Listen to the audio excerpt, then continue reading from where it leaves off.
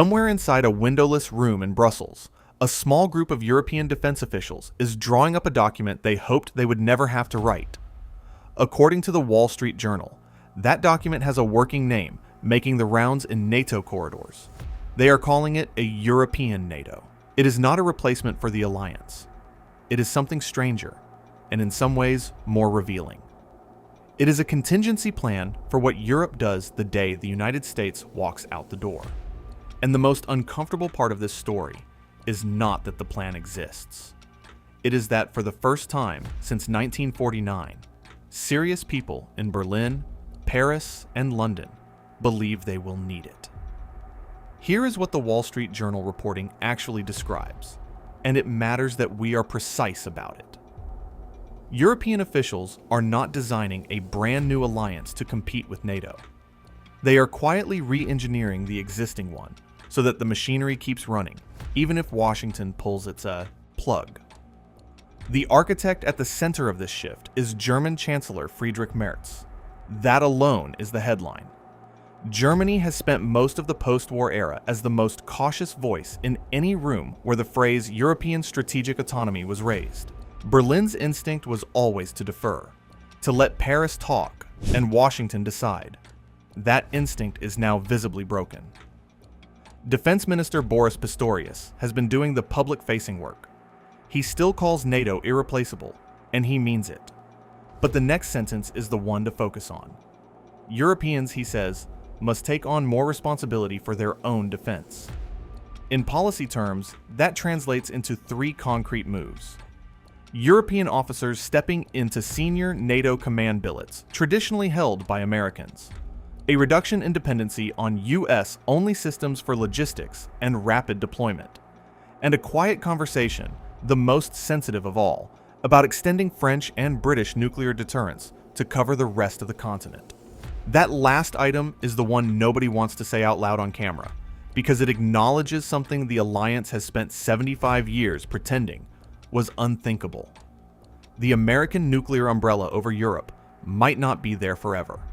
To understand why this contingency plan is being written in 2026 and not 5 years from now, you have to look at what happened in the Strait of Hormuz. After the joint US-Israeli strikes on Iranian nuclear and military sites earlier this year, Tehran did not respond by closing the strait outright. It did something more clever. It partially blocked it, choking traffic just enough to send insurance premiums and oil prices climbing without crossing the line that triggers a full international military response. Washington's answer was to pull together a naval coalition to force the strait back open. Trump expected NATO to fall in line. NATO did not. The United Kingdom said no. France said no. Italy said no. Germany said no. And that refusal is the geopolitical event the Wall Street Journal story is really about. From the European capital perspective, the logic was straightforward. The Iran war was an American and Israeli war of choice, not an Article 5 situation. Sending European frigates into the Persian Gulf to enforce a US blockade would have made every European flag tanker a target, and would have dragged the EU into a Middle East confrontation, just as it was trying to insulate its energy markets from exactly this kind of shock. From Trump's perspective, the refusal looked like ingratitude with a price tag attached, and that is when the rhetoric shifted from frustration to something closer to threat. Asked directly whether he was frustrated with NATO for sitting out the Iran war, the US president did not soften the answer. NATO, he said, was never there for us. Trillions of dollars spent guarding against Russia, in his words. And when Washington needed the alliance to show up in the Gulf, the alliance went quiet. Then came the line that should be read carefully, because presidents do not say things like this by accident. He said the entire arrangement was going to be under very serious examination. In Washington, the phrase serious examination is bureaucratic code. It is the language used right before budget reviews, posture reviews, and force structure reviews. The slow-moving paperwork that governs whether American troops stay in Ramstein, whether the Sixth Fleet keeps its forward posture in the Mediterranean, whether the nuclear sharing arrangement that places US warheads on European soil continues. None of that is a single dramatic withdrawal announcement. It is something more corrosive. It is the quiet drawdown. And European planners know exactly what that looks like, because it is more or less what happened to the US footprint in the Philippines in the early 1990s, and to Iraq in the 2010s. The forces do not leave overnight. They leave on a Tuesday morning, in a press release nobody reads. A lot of the comments under the last few videos on this channel have argued that Europe is bluffing, that the moment the shooting actually starts somewhere serious, Berlin and Paris will come crawling back to Washington. That view was correct for about 30 years. It is no longer correct, and here is why. The previous European dependency on the United States was held in place by two things. The first was the nuclear umbrella. The second was the assumption that no American president, Republican or Democrat, would ever genuinely consider walking away. Both pillars are now under question at the same time, and that is new. There is a tendency in Western commentary to treat every Trump threat as theater. Sometimes it is. But the European officials drawing up these contingency plans are not reacting to a tweet. They are reacting to a pattern. The Iran war exposed it. The Strait of Hormuz refusal confirmed it. The Wall Street Journal leak is the receipt. Disagree if you want. Tell me in the comments. But do not mistake quiet planning for inaction. If there was one European leader Donald Trump assumed would never break with him, it was Italian Prime Minister Giorgia Meloni.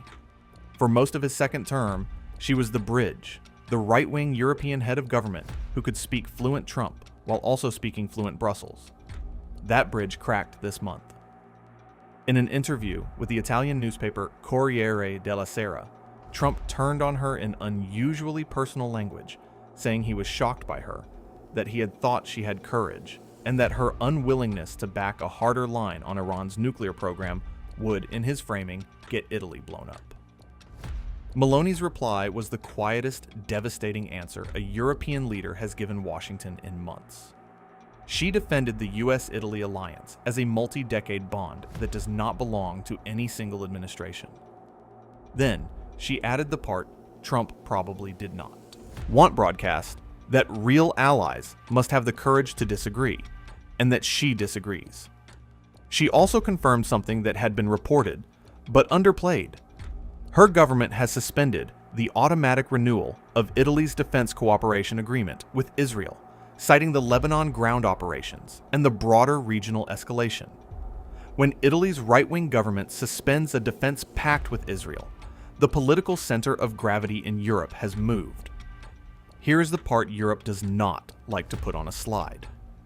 Even with Merz's pivot, even with Pistorius taking the lead, the continent still leans on the United States for satellite intelligence, strategic airlift, theater missile defense, and the bulk of its conventional deterrence. NATO's own outgoing Secretary General put it bluntly earlier this year. Europe cannot defend itself alone, and pretending otherwise is, in his word, dreaming. Building independent capability is not a question of political will. It is a question of years and hundreds of billions of euros that European treasuries do not currently have lined up. The plan exists. The capability does not, yet. So here's the prediction this channel is willing to be held to. NATO will not formally collapse in 2026. The treaty will still exist on paper at the end of the year. The summits will still happen. The press conferences will still produce the same family photo. But by the time the next NATO summit communique is drafted, the document European officials are quietly working on now will have stopped being a contingency plan and started being an operational framework. Watch for 3 signals over the next 6 months. A French or British announcement formalizing extended nuclear assurances to a third European country.